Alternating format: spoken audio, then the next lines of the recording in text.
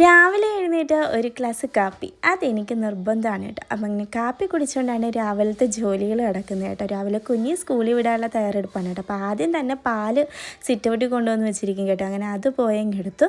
മിറ്റമെല്ലാം മഴ പെയ്ത് ഇങ്ങനെ കിടപ്പുണ്ട് കേട്ടോ. ഇപ്പോൾ എപ്പോഴും മഴയാണല്ലോ. അങ്ങനെ അതൊക്കെ നോക്കിയതിന് ശേഷം നേരെ അടുക്കളയിൽ വന്ന് കുക്ക് ചെയ്ത് ഞാൻ മുട്ട വേവാനൊക്കെ വെച്ചപ്പോഴത്തേനാണ് കേട്ടോ ഗ്യാസ് തീർന്നത്. അങ്ങനെ ഗ്യാസ് മാറ്റി വെച്ചു.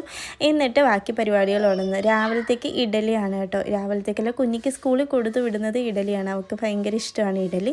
അങ്ങനെ ഇഡലി ഉണ്ടാക്കി കൂടെ മുട്ടക്കറിയും ഉണ്ടാക്കിയിട്ടുണ്ട് കേട്ടോ. അങ്ങനെ ഇഡലിയൊക്കെ വെന്ത് വന്നപ്പോഴത്തേക്കും ഞാൻ നേരെ അവൾക്ക് കൊണ്ടുപോകാനുള്ളത് എടുക്കുകയാണ് കേട്ടോ. ഓക്കെ, ഇഡലി എടുത്തിട്ട് നന്നായിട്ട് ഞാനിങ്ങനെ പിച്ചി ഇടും കേട്ടോ. അങ്ങനെ പിച്ചിയിട്ട് ഇഡലിയാക്കി മുട്ടക്കറിയിലെ മുട്ട കരിവില്ലാണ്ട് വെള്ളം മാത്രം എടുത്ത് പിച്ചിയിട്ട് കൊടുത്തിട്ടുണ്ട്. കറി ചാറ്, മുട്ടക്കറിയിലെ ചാറ് തന്നെ, ഉള്ളിയൊന്നും ഇല്ലാണ്ട് ചാറ് മാത്രം. ഉള്ളിയൊക്കെ ഉണ്ടെങ്കിൽ അവൾ കഴിക്കില്ല കേട്ടോ.